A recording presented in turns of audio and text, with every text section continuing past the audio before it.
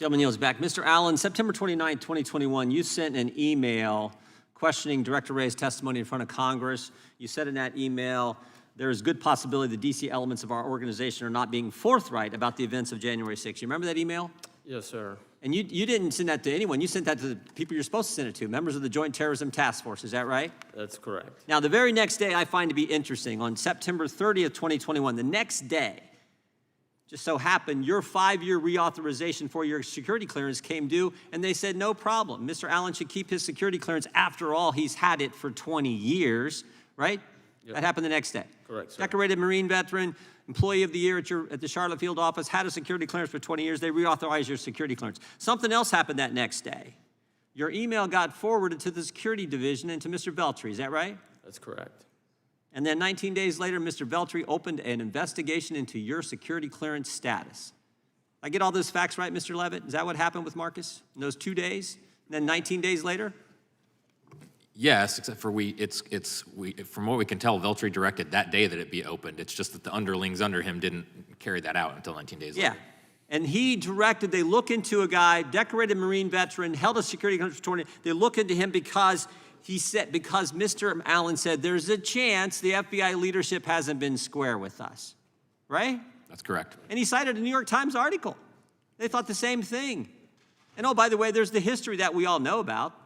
FBI spied on the president's campaign, lied to the FISA court, investigated parents at school board meetings, said if you're a pro-life Catholic, you're an extremist. So we got all that history, and he gets investigated for that because he simply questioned the leadership, went through the appropriate channels. Mr. Horowitz, did Mr. Veltri and the people at the Security Division follow the standard process? They did not. They did not. In fact, isn't it true that, Mr. Levitt, isn't it true that some of the people, I think you cited 4 of them in your statement, 4 people, the initial investigator, the second investigator, the first adjudicator, and another adjudicator, all got reassigned. They all agreed that Mr. Allen should keep his security clearance. This investigation shouldn't have happened, and they get reassigned or something happens to them. 4 of them all did not recommend that his clearance be, that there be a negative action on it. 2 of them were reassigned. 2 were reassigned. Some of them are whistleblowers now, right? Yes, absolutely. Man, if that's not political, I don't know what is. Oh, and they didn't stop there. They piled on. They also said, Mr. Allen, he questioned whether he should get the vaccine or not. They came after him for that. Is that right, Mr. Levitt? Yes. And then they went after his faith. Direct attack on the First Amendment. Because he's a Christian, because he's a Catholic, because he takes his faith seriously, oh my goodness, we got to take his security clearance away from him, even though he served our country, decorated Marine, and held a security clearance for 20 years. That sure looks political to me, Inspector General Horowitz. Does it look political to you? Well, Congressman, as I said earlier, we've seen issues with the FBI and how it's treated whistleblowers, frankly, across the spectrum.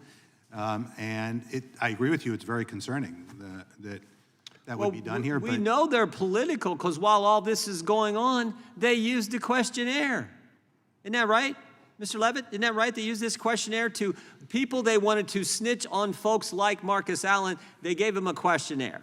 Those were used in the case of a handful of employees, and I know that Mr. Horowitz's office is looking at that. I think it's important to note that the questionnaire wasn't the only thing, right? That these questions were asked across I'm talking the board. about the way they piled on to go after Mr. Allen and keep his security clearance and keep his pay from him for 27 months. And they did the same thing to Garrett O'Boyle. And what that has meant, as you indicated in your testimony, what that has meant to his family and Mr. O'Boyle's family. And this questionnaire said, did anyone ever vocalize support for President Trump? All right, you're allowed to say things about the President of the United States when you work in the FBI, aren't you, Mr. Horowitz? I'm sorry. You're allowed to say you support a president. Okay. You're allowed to say that in the FBI. Absolutely, those questions are highly inappropriate. And you're allowed to decide what kind of health decisions you're going to make with your own body, right? Correct. Those shouldn't be grounds for saying you're somehow disloyal to the country, but that's what they did. Highly inappropriate questions being asked of witnesses during security clearance investigations. That's your testimony, right, Mr. Horowitz? That's correct. And he got reinstated just recently. Marcus Allen you got reinstated, right, Marcus? Yes, sir. Why haven't they given you your money? I am not aware why it's taking them 4 months to cut a check for all the back pay. I have no idea why it's taking that long. They put you through pure hell for 27 months, falsely accused you. They go through the process. 4 people get reassigned because they agree with you, but the politics of Mr. Beltry, who, oh, by the way, as Mr. Levitt pointed out, is now running the second assassination investigation on President Trump in Miami. I find that just astonishing. And they won't pay you. Right, we're still waiting for the payout. When was the final agreement? When was the final settlement with the FBI? What was the date, Mr. Levitt? June 1st. Well, they've had time. Doesn't take that long to write a check, for goodness sake.